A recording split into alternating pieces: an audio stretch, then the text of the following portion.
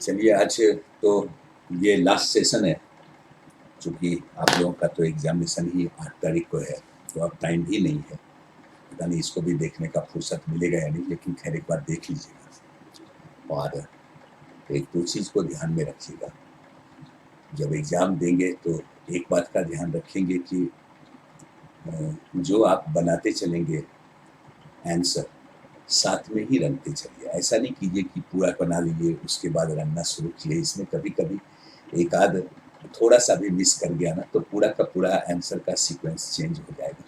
इसलिए ये प्रयास कीजिएगा कि बनाते जाएँ और रटते जाएँ, नंबर 1। नंबर 2, पहले जो क्वेश्चन आ रहा है, पहले एकदम सीधे उसको बनाते जाइए। खासकर जब क्वेश्चन इन्फॉर्मेटिव होता है, तो वहाँ पे बहुत सोचने की गुंजाइश नहीं होती है। अगर आता होता है तो एट ए टाइम ब्रेन में क्लिक करेगा, इसका ये आंसर होगा। वहाँ पे सोच विचार करने की ज़रूरत नहीं है, चूँकि ज़्यादा सोच विचार करते हैं वो कंसेप्चुअल क्वेश्चन का मुद्दा होता है। लेकिन जब इन्फॉर्मेटिव क्वेश्चन है और उस पे अगर आप ज़्यादा सोचेंगे तो गलत होने की संभावना बढ़ जाएगी। इसलिए अगर क्वेश्चन देखते ही लग रहा है कि एकदम कन्फर्म हमें आ रहा है, यही होगा, अगर नहीं भी आ रहा है और दिमाग कह रहा है कि नहीं यही होगा, इसका मतलब आपने कभी न कभी उसे देखा या पढ़ा है, आंसर वही होगा, ठीक है? इसलिए फर्स्ट बार में कोशिश कीजिएगा कि जो क्वेश्चन बन रहा है उसको बनाते जाएँ और रटते जाएँ, ठीक है? आप देखेंगे बनाने के क्रम में जो भी आपको आ रहा है और आप बना रहे हैं ना, उसमें आपका जो विकल्प आएगा ए-बी-सी-डी ही होगा, ई काफ़ी कम होगा, गौर करके देखिएगा। अगर ई काफ़ी कम है इसका मतलब है कि ई के लिए क्वेश्चन काफ़ी कम सेट हुआ है, रेयर क्वेश्चन ही ई के लिए सेट हुआ है। इसलिए हर क्वेश्चन में जो आ रहा है उसमें भी ई को हर वक़्त देखना या उससे सोचेंगे आप, तो कन्फ्यूज़न थोड़ा क्रिएट होगा। इसलिए आप देखते हैं ई जब से विकल्प आया है, अच्छे स्टूडेंट के लिए प्रॉब्लम ज़्यादा हो गया है। सामान्य स्टूडेंट के लिए प्रॉब्लम कम है, चूँकि वो उसको नोटिस ही नहीं करते हैं। इसलिए आप इसको खुद आप देख सकते हैं, बनाने के क्रम में जब आपका जो क्वेश्चन आ रहा है, बन रहा है लगातार, तो आपको ये लग जाएगा कि ए-बी-सी-डी ही वहाँ पे आपका आंसर होगा। ई काफ़ी कम होगा, नहीं के बराबर, एक आध जगह हो सकता है। इसका मतलब है कि अन्य क्वेश्चन में भी ई विकल्प की संभावना काफ़ी कम है। इसलिए सबसे अधिक फोकस कीजिएगा ए-बी-सी-डी पे। जब कन्फ्यूजन ए-बी-सी-डी में हो, तब ई के बारे में सोचने की ज़रूरत है। हर क्वेश्चन को ई के हिसाब से सोचने की आवश्यकता नहीं है। अगर उससे अगर आप बचते हैं, तो ऐसे भी आपके आंसर के सही होने की संभावना बढ़ जाएगी, ठीक है? और एक चीज़ तो आप बढ़ करके देखिएगा कि अगर आपको जो आ रहा है उसी को आप अच्छा करते हैं।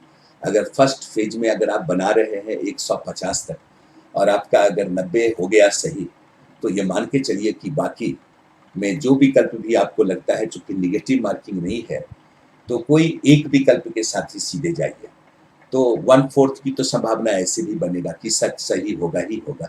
तो आपका 100 प्लस होने की संभावना बन जाएगी, ठीक है? ये छोटी-छोटी सी बात है, मैं ऐसे भी क्लास में कभी-कभी बात करता था, तो उसको अगर आप नोटिस करेंगे तो पॉज़िटिव ही होगा, ठीक है? और आज कुछ क्वेश्चन मुगल पीरियड से है, इसको आप देख सकते हैं। ऐसे अगर आपने प्रीवियस ईयर के क्वेश्चन को बनाया है, तो ज़्यादा चांस बनता है कि आपसे आंसर बनेगा अगर आपने पढ़ा भी है तो, ठीक है? लेकिन चलिए कुछ क्वेश्चन है जिसको हम लोग देख लें। तो आपके सामने ये पहला क्वेश्चन है, बाबरनामा का फ़ारसी अनुवाद अकबर के काल में किसने किया? एकदम सीधे यहाँ पे लिखा हुआ है बाबरनामा। आपको पता है कि बाबरनामा चगताई तुर्की भाषा में लिखा गया और बाबरनामा क्या है? बाबर की आत्मकथा है, जिसे बाबर ने लिखा ये तो मालूम है। बाबर की इस आत्मकथा को फ़ारसी में पहली बार अनुवादित किया बाबर के ही काल में जैनुद्दीन ख्वाजा ने, ठीक है? ध्यान रखिएगा। लेकिन अकबर के काल में इसे फ़ारसी में अनुवादित किसने किया? इसे फ़ारसी में अनुवादित किया था अब्दुल रहीम खाने खाना ने। याद रखिएगा कि बाबरनामा का फ़ारसी अनुवाद किसने? अब्दुल रहीम खाने खाना ने। किसके काल में? अकबर के काल में। बाबरनामा से और भी एक आध दो क्वेश्चन कभी-कभी बन जाते हैं। जैसे बाबरनामा में अकबर ने भारत के किस शासक की प्रशंसा की? यानी समकालीन किसी शासक की प्रशंसा की, तो याद रखना है विजयनगर के शासक कृष्णदेव राय की वो प्रशंसा करता है, ठीक है? भारत की किसी एक फल की प्रशंसा करता है तो वो आम की प्रशंसा करता है, ठीक है? और आपने बाबर को अगर पढ़ा होगा तो आपने ये पढ़ा ही होगा कि बाबर क्या उमर शेख मिर्जा का पुत्र हुआ करता था। यानी अगर वंशावली की ओर से देखें तो चंगेज खां और तैमूर दोनों के वंश से उसकी संबद्धता रही थी, ठीक है? अगला क्वेश्चन हम लोग देखते हैं। नेक्स्ट क्वेश्चन नंबर 2, बाबर के संदर्भ में गलत कथन का चयन करें। आपके सामने कुछ विकल्प है जिसको आप गौर से पढ़िएगा। ए है, मुबय्यन एक पद शैली है जिसका जन्मदाता बाबर था। ठीक है, ये एक पद शैली है जिसमें गद्य का भी कुछ कुछ इस्तेमाल हुआ है। ठीक है, राणा सांगा के विरुद्ध उसने गाजी की उपाधि धारण की। उदारता के कारण उसे कलंदर कहा गया है। बाबर को लाहौर में दफनाया गया। ये आपके सामने 4 विकल्प है। मुबय्यन एक पद शैली है जिसका जन्मदाता बाबर था, ये आपका आंसर सही है। राणा सांगा के विरुद्ध, राणा सांगा के अगेंस्ट वो संघर्ष करता है खानवा के युद्ध में। आपने पढ़ा होगा 1527 में खानवा का युद्ध हुआ जिसमें बाबर और राणा सांगा के बीच संघर्ष हुआ, जिसमें बाबर को जीत मिली। और उसी युद्ध के दौरान उसने गाजी की उपाधि धारण की, पढ़े होंगे आप, या जिहाद की घोषणा की थी। उदारता के कारण, चूंकि वो अपने मतलब कि अनुचरों के बीच, अमीरों के बीच धन का वितरण करता था, इसकी वजह से उसे क्या कहा गया, कलंदर कहा गया है। ये भी सही है। ठीक है, बाबर को लाहौर में दफनाया गया, ये आपने कहीं नहीं पढ़ा होगा, ये भी आपका सही है। लेकिन बाबर को लाहौर में दफनाया गया, क्या ये सही है? बाबर की जब मृत्यु हुई 1530 में, तो आपने पढ़ा होगा सबसे पहले उसे आगरा के आराम बाग में दफनाया गया और बाद में उसे कहा काबुल में दफनाया गया, है ना। यानी लाहौर में नहीं दफनाया गया, बल्कि सर्वप्रथम उसे आगरा के आराम बाग में दफनाया गया, देन उसे कहाँ दफनाया गया, याद रखिएगा कि बाबर को कहाँ, काबुल में दफनाया गया था। ठीक है, इसका मतलब ये आंसर आपका होगा, ये गलत है। ठीक है, अगला देखते हैं। यहाँ पे एक और चीज ध्यान रखिएगा, आजकल अयोध्या की बाबरी मस्जिद की चर्चा बार बार चलती रही है। तो ये बाबरी मस्जिद का निर्माता कौन है? बाबर ही है। बाबर के आदेश पे बाबरी मस्जिद का निर्माण जिसने करवाया था उसका नाम क्या था? अब्दुल बकी। आपने कभी नाम सुना होगा अब्दुल बकी का। ठीक है, इसको भी थोड़ा ध्यान में रखेंगे। क्वेश्चन नंबर 3, तीसरा हम लोग देखते हैं। क्वेश्चन नंबर 3 को अगर हम लोग देखें तो यहाँ पे यह कथन है, हुमायूं का अर्थ होता है भाग्यशाली, लेकिन उससे बड़ा अभागा कोई नहीं था। वह सत्ता पर जब तक रहा, गिरते पड़ते रहा और गिरते पड़ते ही मर गया। ये स्टेटमेंट किसका है? लेनपूल का है, विसेंट स्मिथ का है, अब्बास खां सरबानी का है, या अहमद यादगार का ये स्टेटमेंट है? अगर आपने बाबर को पढ़ा है, सॉरी हुमायूं को अगर आपने पढ़ा है, तो हुमायूं को जब पढ़े होंगे तो आपने पढ़ा होगा क्या? चौसा का युद्ध। चौसा का युद्ध 1539 में, और 1539 में वो किसके हाथ से पराजित होता है? शेर शाह के हाथों पराजित होता है। किसी प्रकार वो जान बचाकर भागता है एक बिस्ती की सहायता से। सेकेंड संघर्ष जो आगे आप देखते हैं, बिलग्राम का युद्ध हुआ 1540 में। बिलग्राम का युद्ध, कन्नौज का युद्ध जो आप बोलते हैं, उसमें भी आप देखते क्या है, अंतिम रूप से हुमायूं की हार हुई और क्या हुआ, शेर शाह की जीत हुई। और इसी के साथ दिल्ली और आगरा की सत्ता पे सूरवंश की सत्ता क्या हो गई, स्थापित हो गई। आपने पढ़ा होगा। ठीक है, और याद कीजिए इसके बाद हुमायूं का निर्वासन का जीवन है, और निर्वासन के जीवन में ही वो कहा जाता है, अमरकोट के राजा बीरसाल के यहाँ शरण लेता है जहां अकबर का जन्म हुआ। यही वजह है अकबर को क्या कहा जाता है, प्रकृति का शिशु कहा जाता है। और तब उसकी मुलाकात बैरम खां से होती है, और बैरम खां से मुलाकात होने के बाद ईरान के शाह से वो संपर्क में रहता है, ईरान के शाह से मदद मांगता है। इस शर्त पे मदद मांगता है कि कामरान के क्षेत्र को विजित करके हुमायूं क्या करेगा, शिया धर्म का प्रचार प्रसार करेगा। इसी शर्त पे ईरान का शाह कहता है कि वो उसे सैन्य सपोर्ट करेगा, और ईरान के शाह के सैन्य सपोर्ट के कारण क्या हुआ, कामरान को वो पराजित करता है। कामरान को पराजित करके सिंध क्षेत्र जो है उस क्षेत्र को ऑक्यूपाई करता है। और तब आप देखते क्या है, हुमायूं की पुनर्वापसी होती है। कब? 1555 में। 1555 में 2 युद्ध हुआ, एक मई में और एक जून में। मई में जो युद्ध हुआ वो मच्छीबाड़ा का युद्ध कहलाता है, सिकंदर सूर के साथ। और जस्ट जून में जो संघर्ष हुआ वो सरहिंद का युद्ध हुआ। दोनों में जीत दर्ज किया किसने? हुमायूं ने। और दिल्ली और आगरा की सत्ता पे पुनः हुमायूं का क्या हो गया, आगमन हो गया।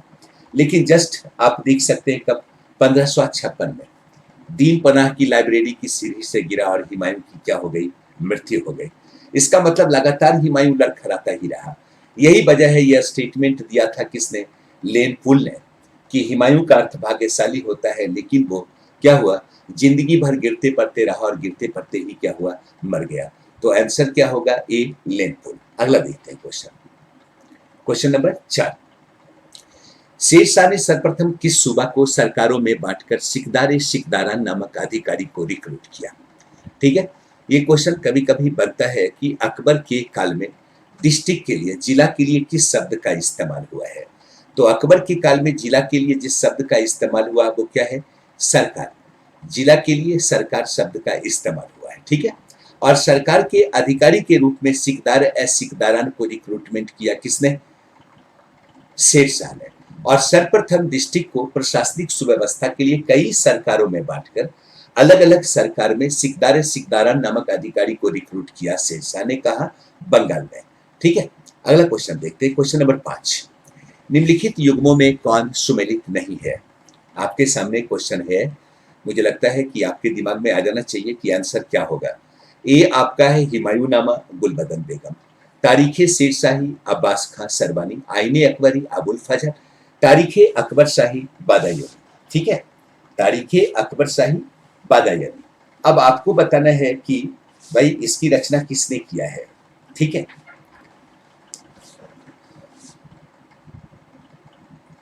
हुमायूंनामा गुलबदन बेगम कौन सुमेलित नहीं है? ये तो आपका बिल्कुल सही है। आपको भी पता है कि गुलबदन बेगम ने हुमायूंनामा की रचना की, बाबर की पुत्री है, और इसने अपने हुमायूंनामा के फर्स्ट पार्ट में बाबर के बारे में वर्णन किया है, सेकेंड पार्ट में क्या किया है? हुमायूं के बारे में वर्णन किया। मतलब ये ऐसी रचना है जो बाबर के बारे में भी जानकारी देता है और हुमायूं के बारे में भी जानकारी देता है। अब्बास खां सरवानी ये क्या है? शेर शाह का सरकारी इतिहासकार है ना, जिसने तारीखे शेर शाही में शेर शाह के बारे में, उसकी उपलब्धियों के बारे में, उसकी एक्टिविटी के बारे में जिक्र करता है।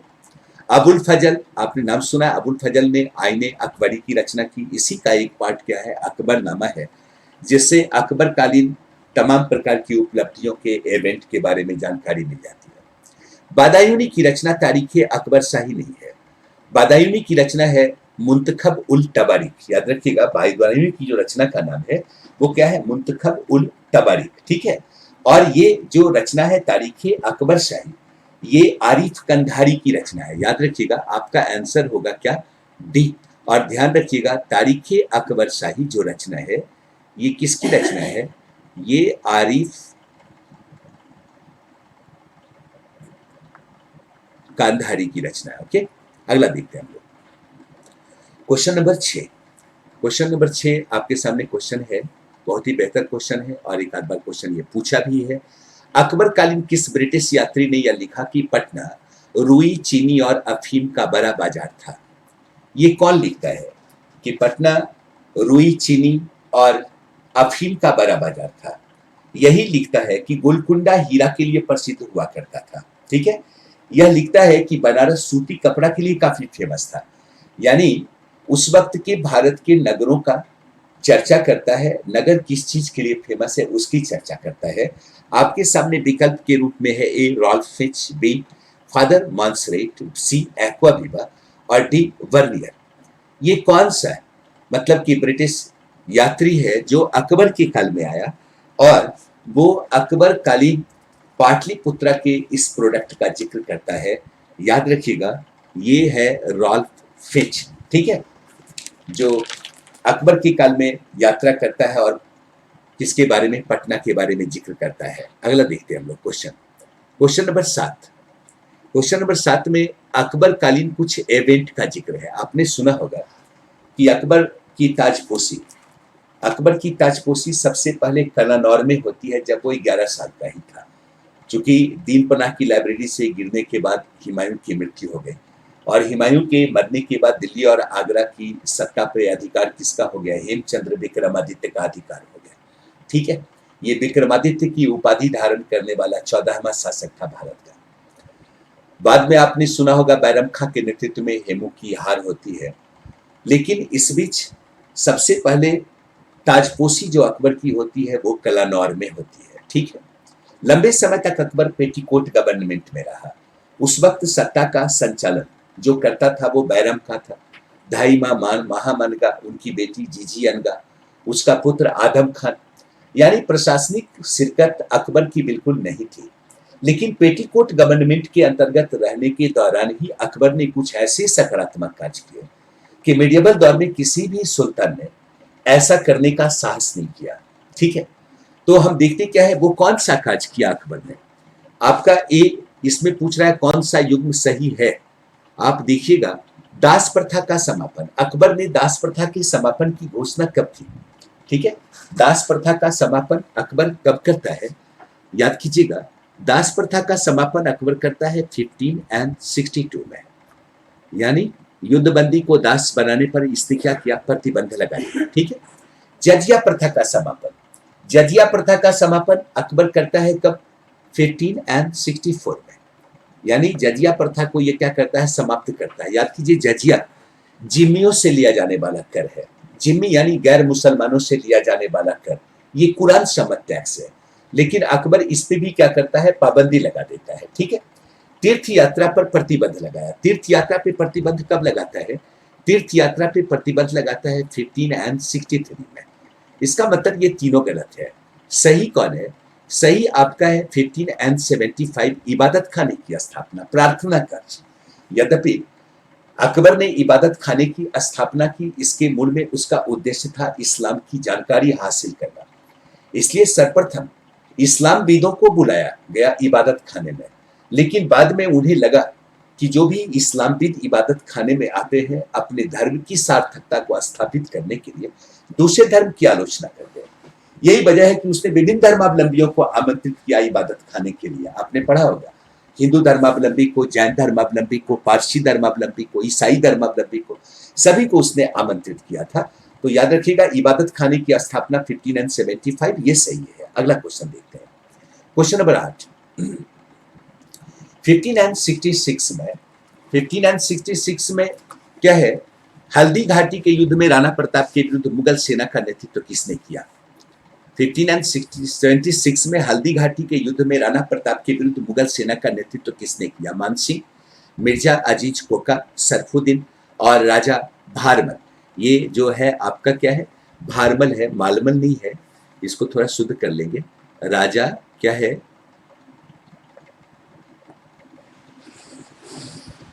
भारमल है। ठीक है, तो आपको देखना है कि इसमें आंसर कौन सा होगा, है ना।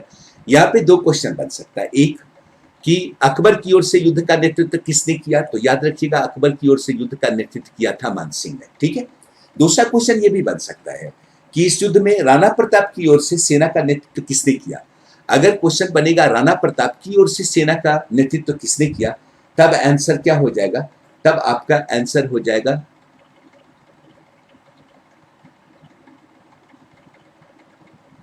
हाकिम खान है। ध्यान रखिएगा, तब आंसर क्या होगा? हाकिम खां हो जाएगा। ठीक है, अगला क्वेश्चन देखते हैं, निम्नलिखित में से कौन सुमेलित नहीं है? कौन सा युग्म सुमेलित नहीं है? आपके सामने क्वेश्चन है।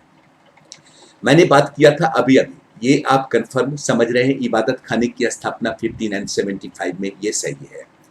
मजहरनामा, याद कीजिए अकबर ने मजहरनामा की घोषणा की। यहाँ पे एक क्वेश्चन और बनेगा, पहले थोड़ा सुन लीजिएगा।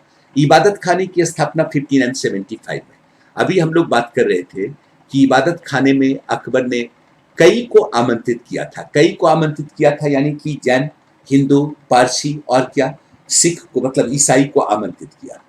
हिंदू धर्मावलंबी किसको? देवी को, और किसको? पुरुषोत्तम को इसने आमंत्रित किया। ठीक है, ये हिंदू धर्म के जानकार हुआ करते थे जो इबादत खाने में क्या हुए? आमंत्रित हुए। ठीक है, जैन धर्मावलंबी को भी इसने आमंत्रित किया। जैन धर्मावलंबी किसको? जैन धर्मावलंबी में ये आमंत्रित करता है हरि विजय सूरी को। ठीक है, हरि विजय सूरी को आमंत्रित करता है। और याद रखिएगा हरि विजय सूरी को उसने क्या दिया? जगत गुरु की उपाधि दी थी। क्वेश्चन बन सकता है कि जगत गुरु की उपाधि किसने दी? किसे दी? हरि विजय सूरी को जगत गुरु की उपाधि दी थी। दूसरा जो जैन विद्वान हुआ करते थे उनका नाम था क्या? जिन चंद्र सूरी। ठीक है, जिन चंद्र सूरी। जिन चंद्र सूरी को भी ये उपाधि देता है, किस चीज का? युग प्रधान की उपाधि देता है, याद रखिएगा। इसके अलावा इसने पारसी को भी आमंत्रित किया। पारसी धर्मावलंबी में दस्तूर मेहर जी राणा को आमंत्रित करता है। और मतलब आपका ये ईसाई धर्मावलंबी में आपने सुना होगा फादर एक्वाबीबा के साथ मांसरेट इसके दरबार में आया था, उसे भी आमंत्रित किया गया। यानी ये तमाम अकबर के इबादत खाने में आमंत्रित हुआ करते थे। दूसरा क्या है, मजहरनामा। मजहरनामा की घोषणा भी अकबर कब करता है, 1575 में करता है। ठीक है, मजहरनामा में एक चीज याद रखिएगा, अक्सर क्वेश्चन पूछता है कि मजहरनामा का प्रारूप किसने दिया। ठीक है, मजहरनामा का प्रारूप किसने दिया और मजहरनामा की प्रेरणा किसने दी। अगर क्वेश्चन पूछता है कि मजहरनामा के लिए प्रेरणा किसने दी, तब आंसर क्या होगा, फैजी हो जाएगा। ठीक है, मजहरनामा की प्रेरणा अकबर को मिली किससे, फैजी से मिली। लेकिन अगर क्वेश्चन पूछता है कि मजहर का प्रारूप किसने तैयार किया, ये फैजी या अबुल फजल का फादर हुआ करता था शेख मुबारक। शेख मुबारक ने मजहरनामा का प्रारूप दिया। ये मजहरनामा क्यों, मजहरनामा के तहत अकबर क्या करता है, अपने आप को यहाँ पे मजहरनामा के साथ अकबर अपने आप को इमाम आदिल घोषित करता है। इमाम आदिल, अगर कोई भी धार्मिक मुद्दे होंगे उसमें सबसे जो मतलब कि ऊंचा निर्णय देने वाला कोई व्यक्ति होगा वो कौन होगा, अकबर ही होगा, है ना। इसका मतलब है इसने उलेमा वर्ग के प्रभाव को समाप्त करने के लिए मजहरनामा की घोषणा की। याद रहेगा, मजहरनामा 1579। मजहरनामा की प्रेरणा किससे, फैजी से। मजहरनामा का प्रारूप किसने तैयार किया, शेख मुबारक ने तैयार किया। ठीक है, और मजहरनामा के साथ इसने कौन सी उपाधि धारण की, इमाम आदिल की उपाधि धारण की। ठीक है, ये दीन इलाही जो सर्वेश्वरवाद का प्रतीक है, ये कब, दीन इलाही की घोषणा 1582 में, ये भी सही है। अकबर ने एक नया कैलेंडर जारी किया जो इलाही संबत कहलाता है। याद रखिएगा, अकबर ने इलाही संबत चलाया कब, 1583 में। इसका मतलब आंसर क्या हो जाएगा, आपका आंसर हो जाएगा डी। ठीक है, चलिए अगला क्वेश्चन हम लोग देखते हैं। नेक्स्ट क्वेश्चन 10वां है, निम्नलिखित में से किसने अकबर के दीन इलाही का विरोध किया। बिरबल, मानसिंह, तानसेन और बाज बहादुर। ये सभी अकबर के दरबारी भी हैं, अकबर के अधिकारी भी हैं, आपने सुना होगा। मानसिंह क्या है भाई, ये बहुत बड़े उच्च पदस्थ मनसाबदार। तानसेन अकबर के दरबार के संगीतकार। बाज बहादुर अकबर के दरबार के संगीतकार। ठीक है, अब इनमें से कौन था जिसने अकबर के दीन इलाही का क्या किया, विरोध किया। ठीक है, दीन इलाही का विरोध करने वाला कौन, याद रखिएगा, मानसिंह। ठीक है, लेकिन अगर क्वेश्चन ये बनता है कि एकमात्र हिंदू जिसने अकबर के दीन इलाही को एक्सेप्ट किया, अगर ये क्वेश्चन बनेगा तो याद होगा कि बीरबल का जो मूल नाम है वो क्या है, बीरबल का मूल नाम है महेश दास, है ना। एकमात्र हिंदू जिसने अकबर के दीन इलाही को एक्सेप्ट किया वो कौन हो जाएगा, तब बीरबल हो जाएगा, है ना।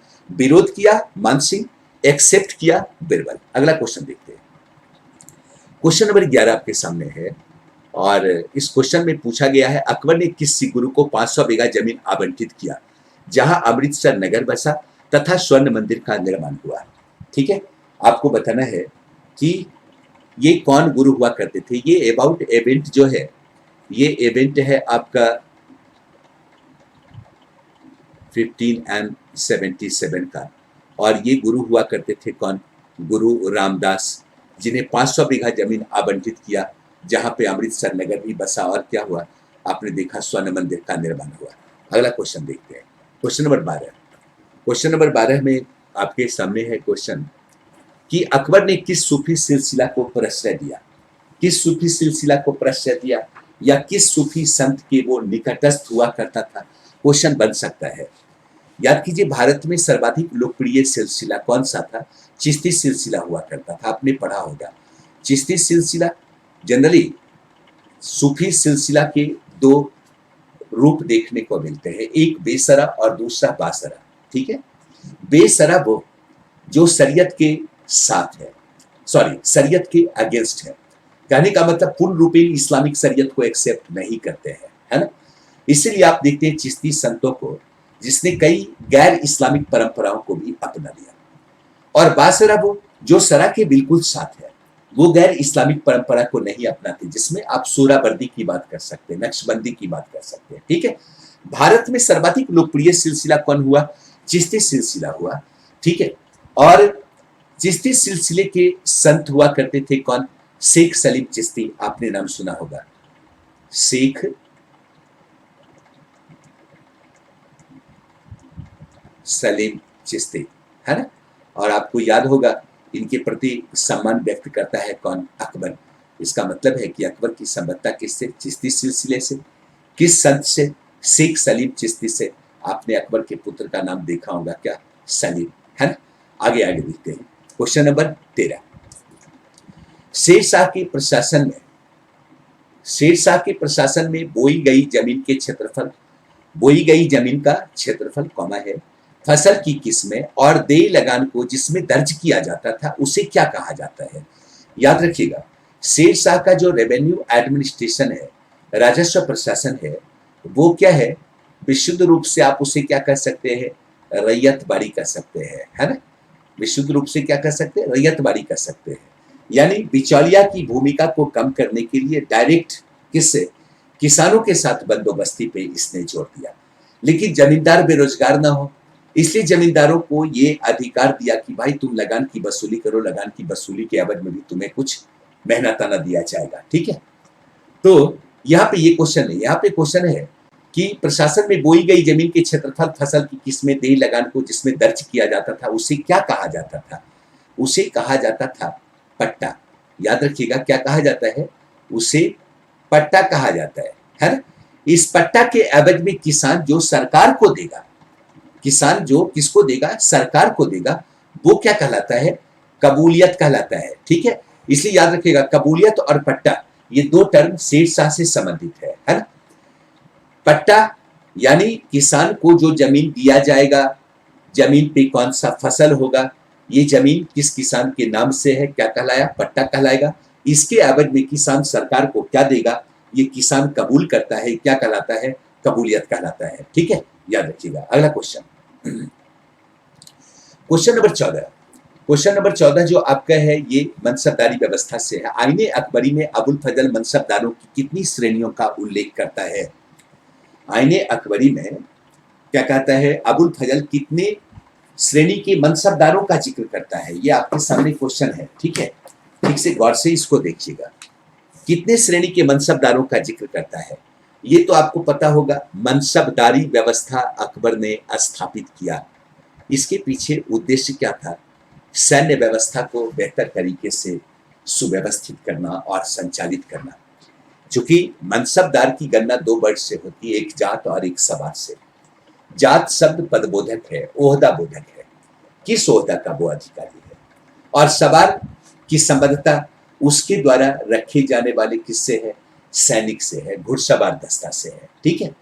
इसलिए हर मनसबदार, वो जितना का मनसबदार होगा, उसका एक दायित्व है कि कितना वो सवार अपने साथ रखेगा।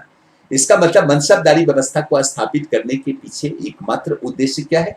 सैन्य व्यवस्था को ऑर्गेनाइज करना, सुव्यवस्थित करना और सुनिश्चित करना, ठीक है।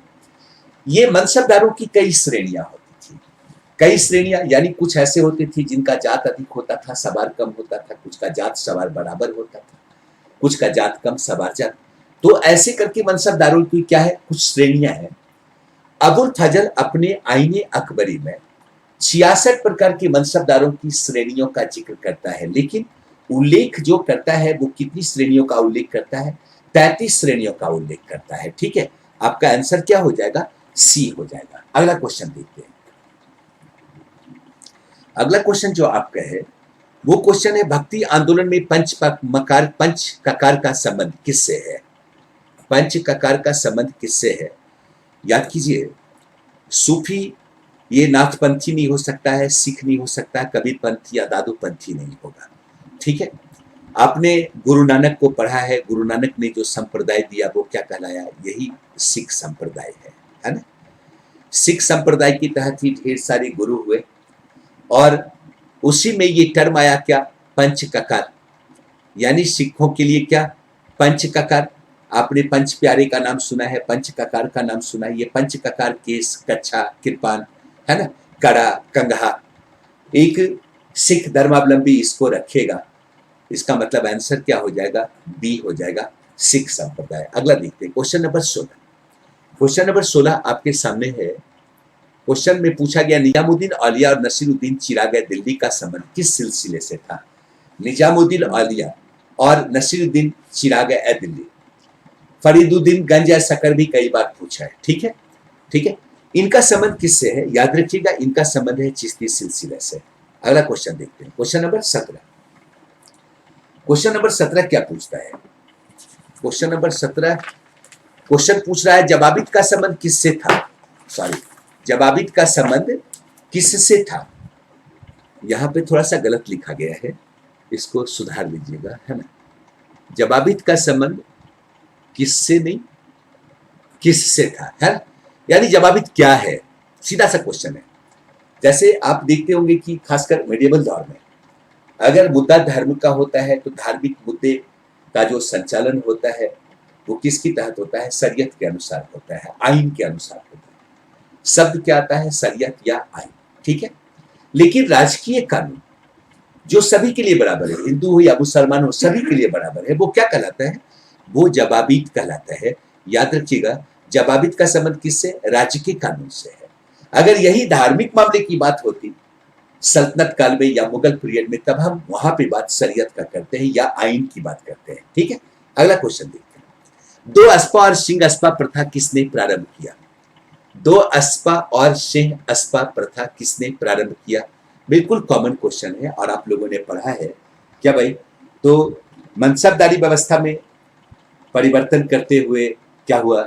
सवार पद में परिवर्तन की आवश्यकता महसूस हुई, इसीलिए दो अस्पा और सिंह अस्पा व्यवस्था को शुरू करने का श्रेय किसको जाता है? जहांगीर को जाता है। अगला क्वेश्चन देखते हैं, औरंगजेब ने जजिया कर का आरोपण कब किया?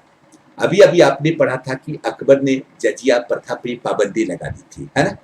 जजिया प्रथा पे पाबंदी लगा दी, लेकिन औरंगजेब ने पुनः जजिया प्रथा को क्या किया? आरोपित कर दिया, जजिया कर को आरोपित कर दिया। आपने पढ़ा होगा किसके बारे में? औरंगजेब के बारे में। कब? 1679 में। और ये भी याद रखिएगा औरंगजेब के बारे में कि औरंगजेब ने सती प्रथा को प्रतिबंधित करने का भी प्रयास किया, हिंदुओं पर तीर्थ यात्रा कर को भी क्या किया? आरोपित किया, है ना। झरोखा दर्शन, तुलादान, नवरोज जैसे गैर इस्लामिक परंपराएं जो इस्लाम में प्रचलन में था, उस पर भी उसने क्या किया? प्रतिबंध लगा दिया, है ना। काशी विश्वनाथ मंदिर, मथुरा के केशवनाथ मंदिर को ध्वस्त करवाया, आपने पढ़ा होगा, ठीक है। झरोखा दर्शन, तुलादान पे प्रतिबंध लगा दिया, आपने पढ़ा होगा। संगीत समारोह के आयोजन पे प्रतिबंध लगा दिया, आपने पढ़ा होगा। चित्रकारी पे प्रतिबंध लगा दिया, आपने पढ़ा होगा, ठीक है। तो यहाँ पे ये तमाम चीजें हैं जिसपे ये प्रतिबंध लगाता है। लेकिन चलिए क्वेश्चन जजिया से है, आंसर क्या होगा? 1679। अगला क्वेश्चन देखते हैं, मुगलकालीन बादशाह, मुगलकालीन बादशाह जो जिंदा पीर और शाही दरवेश के रूप में जाना जाता है, दोनों बिल्कुल बिल्कुल अपोज, मतलब एकदम अपोजिट वर्ड है ना। जिंदा पीर ये बिल्कुल निगेटिव सेंस में है। जिंदा पीर निगेटिव सेंस में क्यों? क्योंकि ये क्या करता है? हिंदुओं में टीका लगाने की प्रवृत्ति थी, जो अधिकारी टीका लगाते थे, वैसे प्रतीक पर इसने पाबंदी लगा दी। या आपने ये भी पढ़ा कि जजिया कर का इसने क्या किया? आरोपण कर दिया, ठीक है। यानी गैर, मतलब हिंदुओं के अगेंस्ट इसने कई प्रकार की ऐसी नीतियों को अपनाया जिसके कारण इसे क्या कहते हैं? जिंदा पीर कहते हैं, ठीक है। लेकिन इसे शाही दरवेश भी कहते हैं, इसे शाही दरवेश भी कहते हैं। ये धार्मिक एक्टिविटी जो है बहुत ही ईमानदारी से करता है, या लोगों के बीच दान करता है, तो टोपी सिलने का काम करता है, कुरान के आयतों को लिखता है, उसे सेल करता है, जो इनकम प्राप्त होती है उसे लोगों के बीच बांटता है। इसीलिए इसे क्या कहा गया? दरवेश कहने का मतलब फकीर से है, ठीक है। इसे शाही दरवेश भी कहा गया। आंसर क्या होगा? औरंगजेब। क्वेश्चन नंबर 21, सिकंदरा स्थित अकबर के मकबरे को, अकबर का मकबरा कहा? सिकंदरा स्थित अकबर के मकबरे को ध्वस्त करने वाला जाट नेता कौन था? ठीक है, जाट नेता कौन था बता सकते? आपके सामने राजा राम है, गोकुला जाट है, चूड़ामन है और सूरजमल है। याद रखिएगा, राजा राम, सिकंदरा स्थित अकबर के मकबरे को ध्वस्त करने वाला जाट नेता कौन? राजा राम हुआ करता था। अगर क्वेश्चन ये बनता है क्या भाई कि जाट राज्य किसके नेतृत्व में अस्तित्व में आया? आपने पढ़ा होगा जाट राज्य का हेडक्वार्टर कहाँ? भरतपुर, है ना। जाट राज्य किसके नेतृत्व में अस्तित्व में आया? तब याद रखिएगा क्या? सूरजमल। ये सूरजमल के नेतृत्व में जाट राज्य अस्तित्व में आता है, जिसका हेडक्वार्टर कहाँ बनता है? भरतपुर बनता है। क्वेश्चन नंबर 22, अकबर के काल में बंगाल बिहार कब पूर्णतः मुगल साम्राज्य का हिस्सा बन गया? बिहार बंगाल कब मुगल साम्राज्य का हिस्सा बन गया? जनरली देखिए, अगर क्वेश्चन ये बनता है कि अकबर बिहार या बंगिहार और बंगाल का अभियान कब करता है, अगर अभियान कब करता है तो ये 74 हो जाएगा, ठीक है। लेकिन पूर्ण रूपेण अपनी प्रतिद्वंदी का खात्मा करता है, खात्मा करने के बाद बंगाल बिहार को अपनी प्रशासनिक व्यवस्था के दायरे में लाता है, तब आंसर क्या हो जाएगा? बी 5976। ओके, अगला क्वेश्चन देखते हैं। मुगल चित्रकला किस काल में अपने शीर्ष बिंदु पर पहुंच गया, है ना? मुगल चित्रकला किसके काल में अपने शीर्ष बिंदु पर था? याद कीजिए, शाहजहां का संबंध वास्तुकला से है, इमारत निर्माण से है, इसका इंटरेस्ट मुख्य रूप से इमारत निर्माण से रहा। लेकिन चित्रकला के प्रति विशेष अभिरुचि अगर देखा जाए तमाम शासकों में, तो किसकी रहा है? जहांगीर का रहा है। ये व्यक्ति चित्रण का भी शौकीन हुआ करता था, प्रकृति चित्रण का भी शौकीन हुआ करता था। ढेर सारे चित्रकार जहांगीर के दरबार में थे, जिसमें आपने बिशन दास के बारे में सुना होगा, काफी पॉपुलर चित्रकार हुआ करते थे। तो चित्रकला अपने पीक पर आया कब? जहांगीर के काल में। अगला क्वेश्चन देखते हैं, क्वेश्चन नंबर 24। किसके संरक्षण में सूरदास ने सूर सागर की रचना की?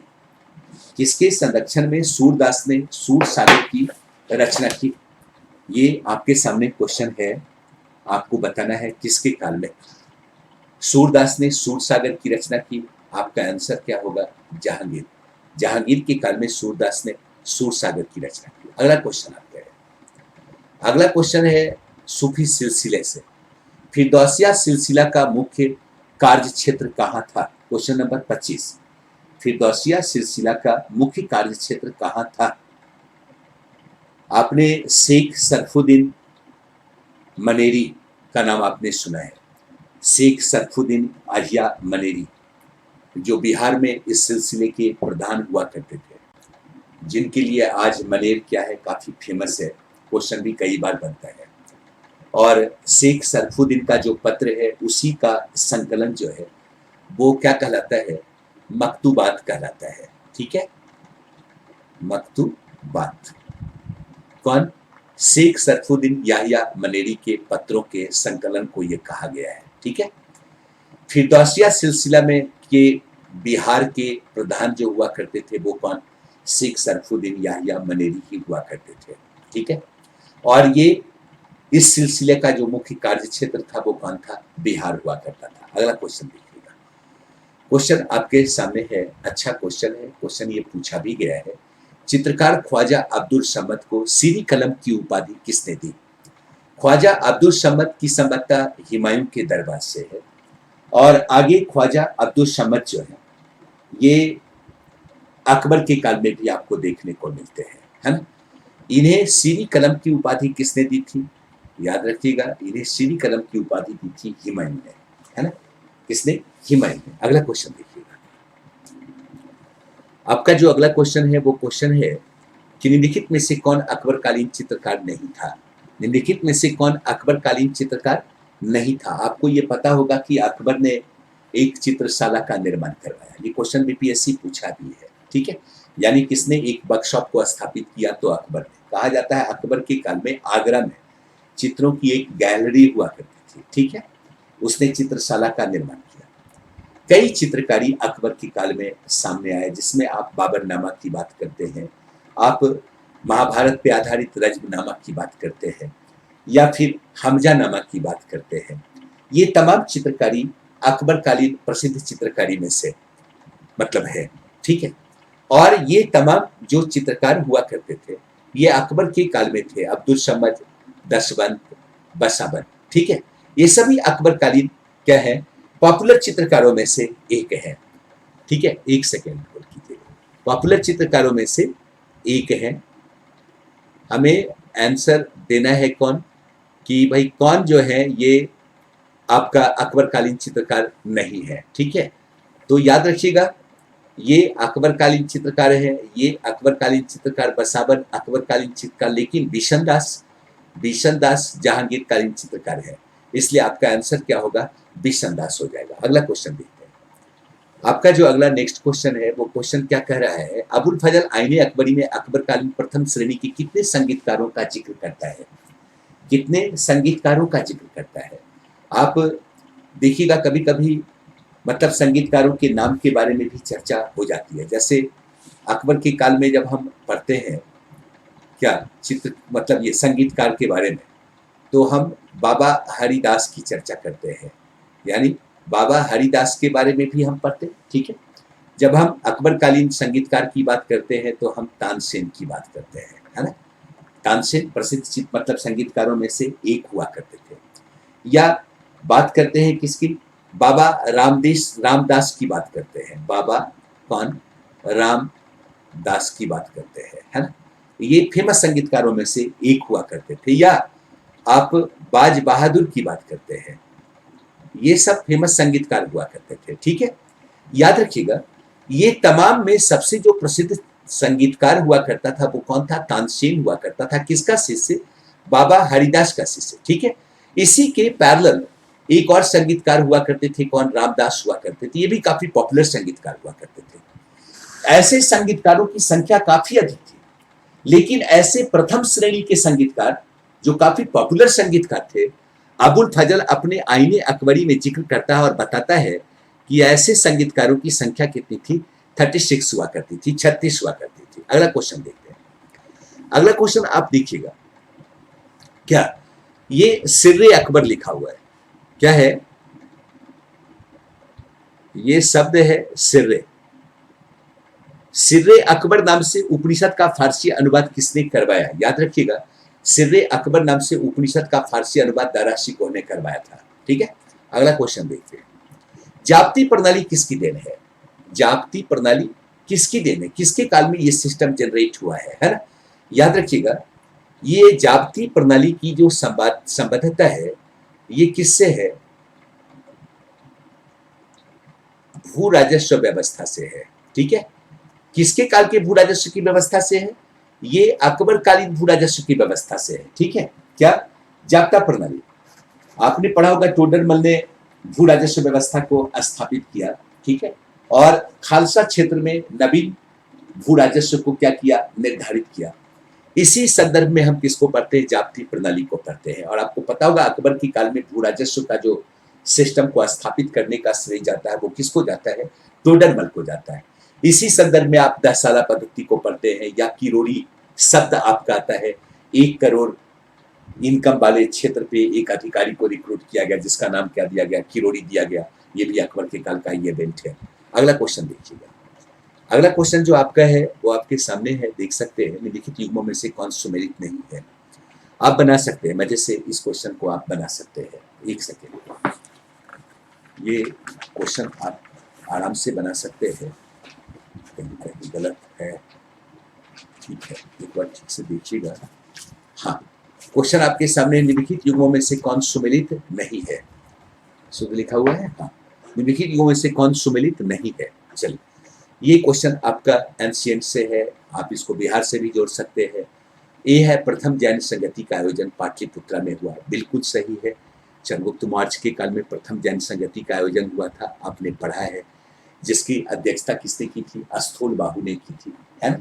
और इसी जैन संगति में क्या हुआ, जैन संघ का विभाजन हुआ, 2 जैन संप्रदाय अस्तित्व में आ गए, एक श्वेतांबर और दूसरा क्या हो गया, दिगंबर हो गया। ठीक है, जो परिवर्तनवादी थे वो श्वेतांबर कहलाए, यानी स्थूलभद्र के फॉलोवर श्वेतांबर कहलाए, और कौन, भद्रबाहु के फॉलोअर क्या कहला गए, दिगंबर कहला गए, आपने पढ़ा होगा। महावीर स्वामी की मृत्यु कहाँ हुई, पोखरपुरी यानी पावापुरी, कहाँ, बिहार, सही है, ये भी सही है। महावीर स्वामी का जन्म कहाँ, बासुकुंड या कुंडग्राम, दोनों एक ही टर्म है। ठीक है, कहाँ होता है, कुंडग्राम में होता है, ये भी सही है। ठीक है, लेकिन अगला जो आपके सामने है वो क्या है, विश्व शांति स्तूप कहाँ है। विश्व शांति स्तूप जो सबसे ऊंचा स्तूप के रूप में पॉपुलर है वो बोध गया में नहीं है, कहाँ है, वो राजगृह में है। इसका मतलब आंसर क्या हो जाएगा, डी हो जाएगा। अगला क्वेश्चन देखिएगा। नव नालंदा महाविहार किसके लिए विख्यात है, नव नालंदा महाविहार किसके लिए विख्यात है, बहुत ही बेहतर क्वेश्चन है। ठीक है, नव नालंदा महाविहार 1951 में भारत सरकार द्वारा स्थापित ये बौद्ध पाली अनुसंधान सेंटर के रूप में स्थापित किया गया था। इसलिए ध्यान रखना है कि आंसर क्या होगा, पाली अनुसंधान संस्थान के रूप में ये विकसित हुआ है, इसको शुद्ध कर लीजिएगा। ठीक है, ये बौद्ध पूजा स्थल, बौद्ध आश्रय स्थल, संग्रहालय नहीं है, बल्कि पाली अनुसंधान केंद्र के रूप में यह स्थापित किया गया है। अगला क्वेश्चन देखिएगा, मौर्य कला संबंधी युगों में कौन सुमेलित नहीं है? मौर्य कला युगों में कौन सुमेलित नहीं है? याद कीजिए, आपके सामने विकल्प है। विकल्प है क्या? रामपुरबा, बखीरा, ये बरबीरा नहीं है, ये क्या है? बखीरा है, इसको ठीक कर लीजिएगा थोड़ा, ठीक है? क्या है ये? आपका बखीरा है, वैशाली बखीरा, ठीक है? तो रामपुरबा स्तंभ के शीर्ष पर आपने मौर्य स्तंभ को देखा है, जिसपे चमकदार पॉलिश का इस्तेमाल हुआ। एक आसमीय स्तंभ है, एक ही पाषाण खंड का बना हुआ, और उस स्तंभ के ऊपर में क्या है? एक पाषाण प्लेट रखा हुआ है। उस प्लेट के ऊपर क्या है? पाषाण शीर्ष प्लेट और कोई ना कोई जानवर का मूर्ति बना हुआ है, एक साथ ही एक पत्थर का बना हुआ है, उसी को आप कैपिटल कहते हैं।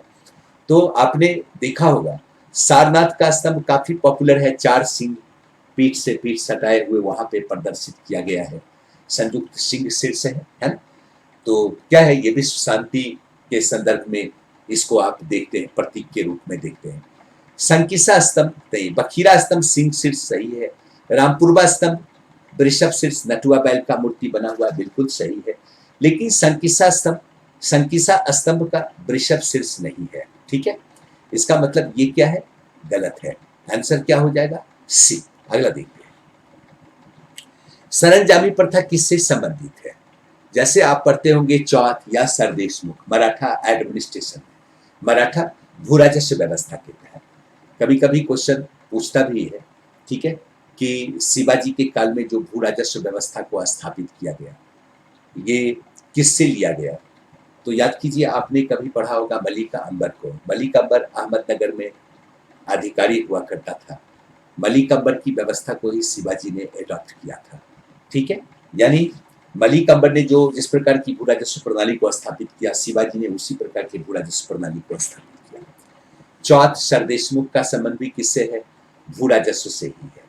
ठीक उसी प्रकार सरंजामी प्रथा जो है मराठा एडमिनिस्ट्रेशन से जुड़ा हुआ है, और मराठा भू राजस्व व्यवस्था से क्या है संबंधित? ये टर्म है जो मराठा वतनदारों को उनके निर्वहन के लिए जो भूमि प्रदान की जाती थी, उसी को क्या कहा गया है? सरंजामी कहा गया है। अगला क्वेश्चन देखते हैं, क्वेश्चन नंबर 35, पाल शासकों की उपाधि निम्न में से क्या थी? याद कीजिएगा, पाल शासकों की उपाधि, आपने पाल शासक के बारे में पढ़ा है जो बंगाल बिहार में शासन करते थे। उन्होंने बौद्ध धर्म को प्रश्रय दिया। बौद्ध धर्म के किस ब्रांच को? वज्रयान को उन्होंने प्रश्रय दिया। उनके काल में क्या हुआ? वज्रयान संबंधित मूर्ति कला का भी पर्याप्त डेवलपमेंट हुआ है, ठीक है? और ये भी आपने पढ़ा होगा कि इन्हीं के काल में, पाल शासकों के काल में विक्रमशिला विश्वविद्यालय, ओदंतपुरी विश्वविद्यालय, सोमापुर महाविहार इत्यादि का डेवलपमेंट हुआ है।